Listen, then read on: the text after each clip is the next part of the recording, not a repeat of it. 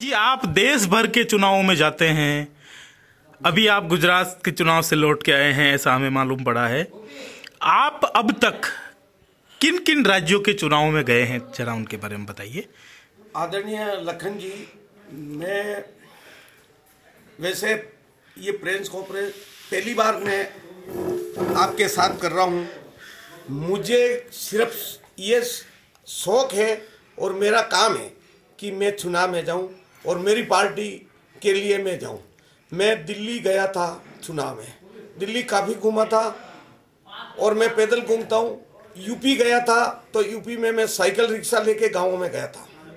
गाँव में जाता था, साइकिल रिक्शे में बैठ के लोगों को पूछता था कि भाई वोट किसको करोगे। ऐसे आदिवासी इंटर एरिया में जाता था जहाँ बिल्कुल गरीब लोग रहते हैं, उनसे मैं पता करता था कि भाई आप लोग वोट करोगे, कहाँ वोट देंगे साहब, कि आपका एमएलए कौन है, एमएलए का पता नहीं, कि वोट किसको दोगे, कि हम मोदी जी को देंगे। गुजरात में समझदार लोग हैं, काफ़ी अच्छे लोग हैं और राजस्थान से जुड़ा हुआ है और जोड़ने के बाद में भी वो लोग जिस हिसाब की उनकी शैली है वोट करने की। मैं ज़्यादा पाटीदारों पे पास में गया, पटेल समाज से ज़्यादा घुमाऊं मैंने कहा भाई क्या आखिर में। पटेल जी, एक बार पहला सवाल ले लेते हैं कि आप किन किन राज्यों के चुनाव में गए हैं अब तक। मैं साहब महाराष्ट्र में गया था, गुजरात में चौथी बार गया हूँ मैं, 4 बार। यूपी गया था, राजस्थान में तो जहाँ वोटिंग होती है मैं जाता ही हूँ, उपचुनाव होता है तो मैं जाता हूँ, और दिल्ली गया था। इसके अलावा मैं मैं एक बार मैं पंजाब भी गया था, जो कि वो काफ़ी टाइम पहले की बात है। और मैं मेरे अपने हिसाब से जाता हूँ और मैंने कभी ये नहीं सोचा कि भाई ये हमारे को कोई मेरा नाम करना है। मेरा तो प्रभु के हिसाब से मेरा नाम है, वही काफ़ी है।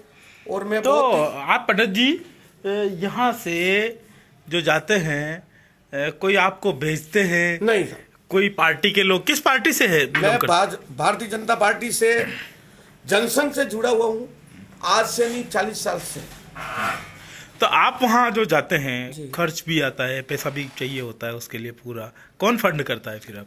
ऐसा साहब, मेरे पास जो मेरा धंधे का बचता है, मेरा थोड़ा खर्चा होता है, मेरा ज़्यादा खर्चा नहीं होता साहब। जाने का किराया मेरे को बस वाले भी जानते हैं कि मेरे को ले जाते हैं, छोड़ते हैं।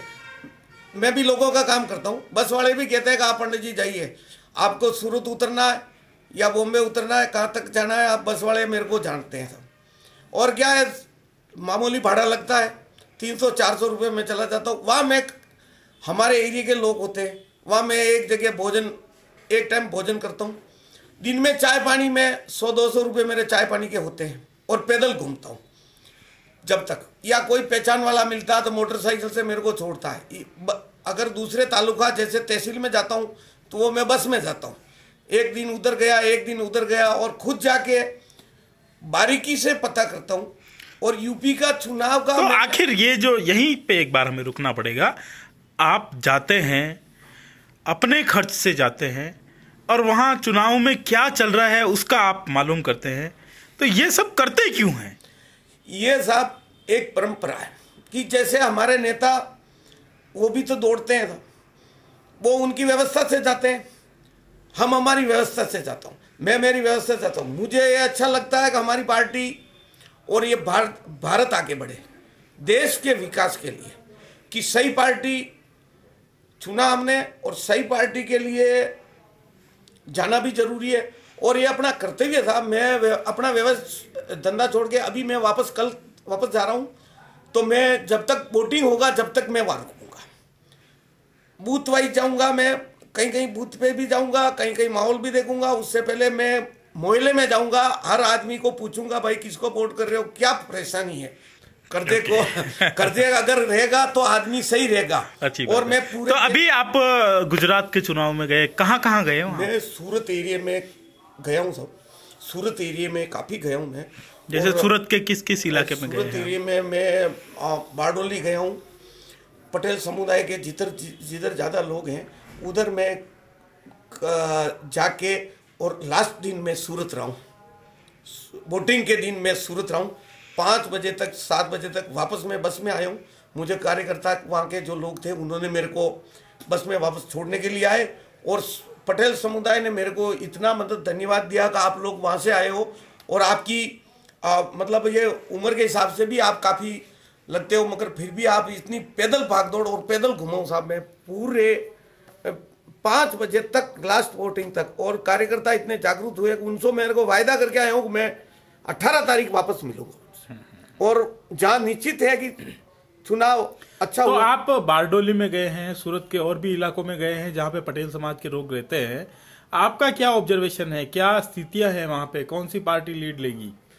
वहाँ के भाई साहब करीब करीब भारतीय जनता पार्टी का बहुमत दिखा है, और हकीकत कह रहा हूँ मैं आपको, यह मैं पार्टी का होते हुए नहीं कह रहा हूँ, आपको लोगों की भावना, वहाँ लोगों को ये समझ में आया कि मोदी जी को आगे लाना है तो हमें वोट करना ही है।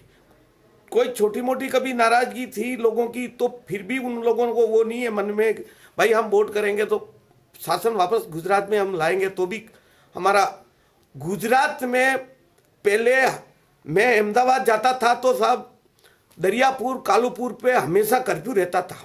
साल में कई टाइम देखा मैंने, बसों का धंधा किया तो मैं वहाँ जाता था, कर्फ्यू रहता था। वो कर्फ्यू अभी देखने को नहीं मिला है, इतना मेरा एक्सपीरियंस है गुजरात। आज गुजरात का विकास देखो आप, जो गुजरात में विकास किया। तो काफी वहां पे राजनीतिक बातें भी आपने सुनी है, आप गुजरात गए हैं, अलग अलग जगह गए, लोगों का भी आपने मानसिकता को भांपने की कोशिश की।